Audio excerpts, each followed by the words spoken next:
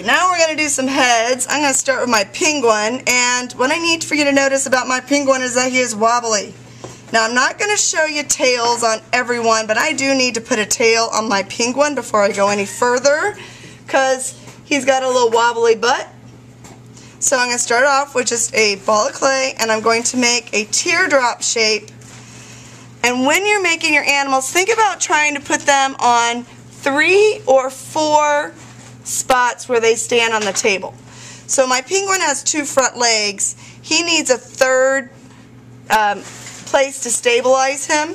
Notice I made it fairly thick, because you have to think about the stability factor here. And if it's holding up the whole body, then it definitely needs to be a little bit thicker. So I just made a teardrop shape and I bent it.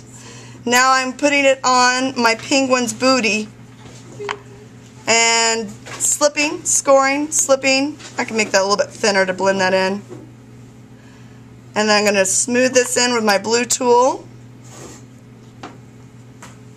And now my penguin is no longer wobbly wobbly. Heads. Here I've got my little penguin, and I have his feet and his tail on because he needs either 3 or 4 spots to touch the ground so he's not wobbling like a weeble wobble. So there's my penguin. And he's got a hole in the base, but now I need to put a hole at the top because I'm going to put another pinch pot on top for his head. So I've got my ball of clay, got an aerated hole there, very important. Now I'm going to make just 1 pinch pot for the head. So I got a little head. Now penguins, they are known for being very fat. It's very important to their way of life that they are fat, fat, fat. So they don't really have much of a neck, so it doesn't really matter. Just a pinch pot, nothing else. Then I'm going to score it and slip it. Then I'm going to take my blue tool and I'm going to smooth out my little head.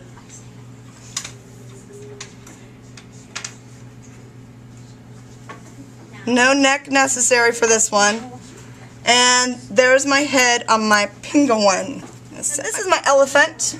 My elephant, very distinguishing characteristic of an elephant is that an elephant has a bit of a ridge on the top of their head. So I'm going to start off with a pinch pot.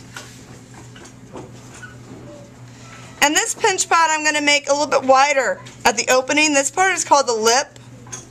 The bottom of a piece of pottery is the foot and the top is the lip. So, and make sure that the lip, when you're adding on a head, make sure the lip is thick enough that you've got a place to actually score. If it's really thin, it'll be hard to do. So, that looks about right for my pinch pot head.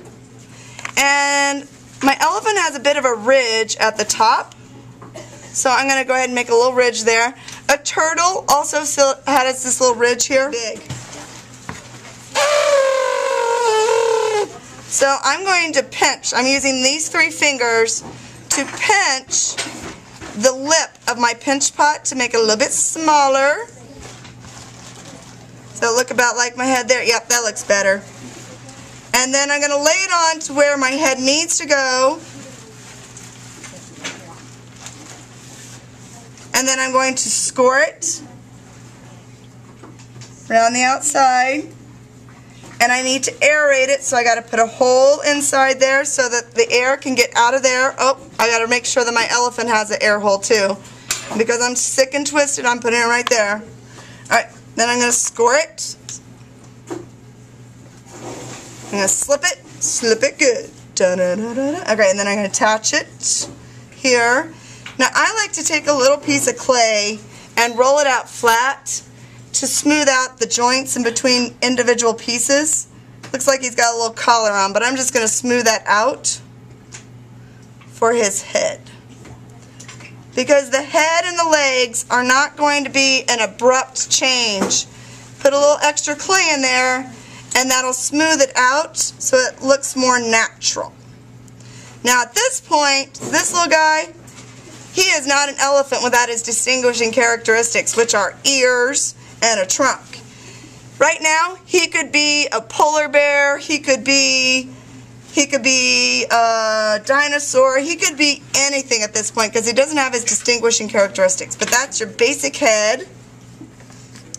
Now, for my giraffe, a horse, a zebra, a camel, anything in that family, it's not going to be a really big head, but it is going to be a distinguishing characteristic of one of those animals is a long neck. So I'm going to start off with a coil, and I'm going to press it down so that it's thicker at the base. The muscles at the base of the neck are going to be wider, so the neck needs to be wider at the base. If I make him go like this, if I make that neck go over like that, then he might topple over. So I'm going to make that neck go straight up. I'm going to score and slip. And this is thicker than my thumb. But remember, the rule of thumb means that it's a general rule. It's not hard and fast. So that's not that much thicker than my thumb. And I'm going to leave that solid because that's holding up the head too. So it really needs to be stable. I'm going to slip it good. And I'm going to smooth it in with my blue tool. And this board comes in really handy now because I don't want to move him around too much. Smooth that all in. Then I'm going to put on my head. Now, I'm going to make this solid too because it's not that much thicker than my thumb. So I'm going to start off with a ball of clay. And then I'm going to make a round teardrop shape. It's a three-dimensional teardrop. It's a form so that it's round all the way around. It's fatter at this end, skinnier at this end. Then I'm going to set it down. And I'm going to press in the eyes right here. And the nostrils, or the nose, has a snout. So it's going to be like this shape right here.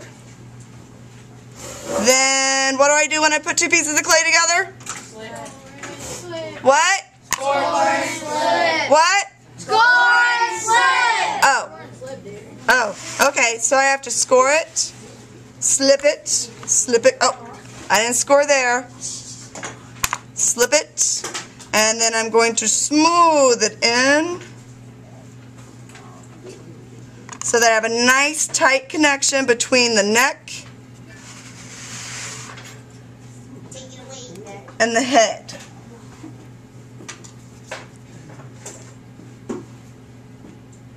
Just like that. Alright, now I've got my giraffe, horse, and of course if it's a horse, just make that neck a little bit shorter.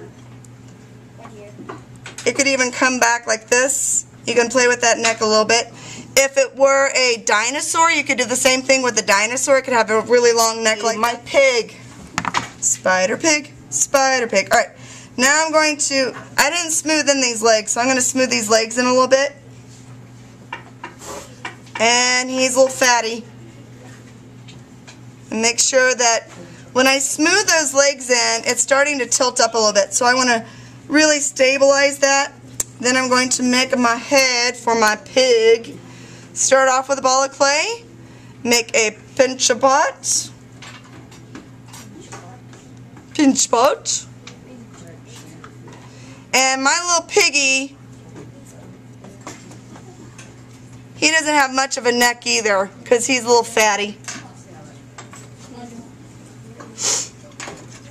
I'm going to tap this down a little bit so that I have a nice lip to attach to. Then I'm going to aerate it.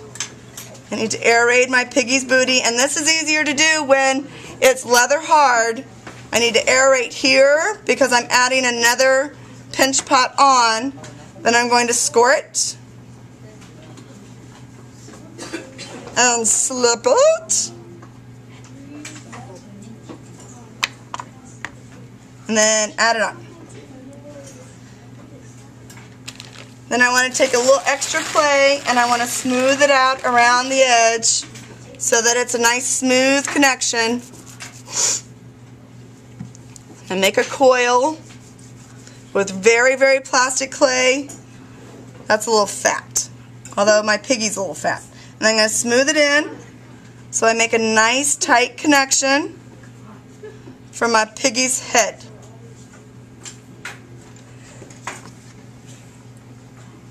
And make a nice little tight connection for my piggy's head. There we go. Make a pig noise. 1, 2, 3. Alright, that's enough, piggies. Piggies, stop. Alright. Now, this could be, it's not a pig yet because it doesn't have the distinguishing characteristics, which would be a cylinder for the nose, little piggy ears. Right now, this could be almost any animal. It's not really a distinguishing characteristic showing a piggy yet. We will add those in a little bit. Alright. Mammals like dogs and cats, and that includes big cats, they have a snout. And I was just noticing my cat Wilson, his snout is shorter than my dog's snout. So I'm going to show you a couple of options here. Cats have a shorter snout than dogs do, as a general rule of thumb. Of course, there are some breeds that have really short snouts and some breeds that have really long snouts.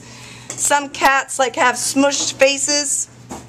So, I'm going to make my dog head, I'm going to make my dog head solid because it's not that big. And I'm going to make my little dog head like Spike here. So I'm going to start off with a ball of clay. Then I'm going to make it into that fat raindrop shape. It's a fat raindrop. I think his head needs to be bigger than that. Because this body is a lot bigger. I was looking at the other body. This body's a lot bigger. So in that case, then maybe I do need to make a pinch pot because it's a lot bigger than I thought it was. So I need to aerate. I make a pinch pot.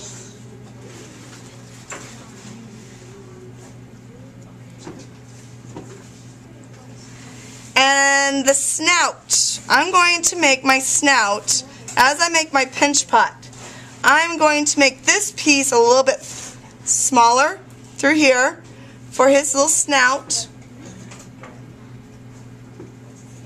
Does that look about right?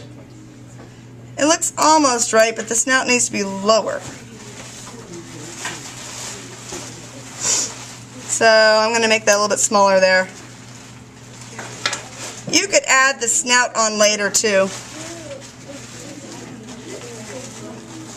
Okay, so now I'm going to score and slip on my snout. I'm going to, what do I do when I put two pieces of clay together? Score and slip. What? Score and slip. Are you sure? Yes. Yes, you always score and slip. Alright, so I got my little head on there, and now I'm going to take a little coil and I'm going to go around the neck so I can smooth out the connection between the head and the body.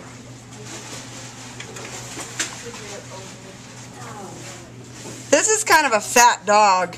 And until I add some more distinguishing characteristics, he could almost be a frog.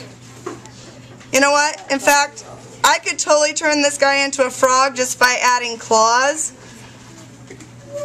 He wouldn't need, if he didn't have ears, and I gave him some little claws like this, take a ball of clay, flatten it out, make my little lines, cut in my little lines, squeeze it, put those back together, score and slip that on. Ha! Frog.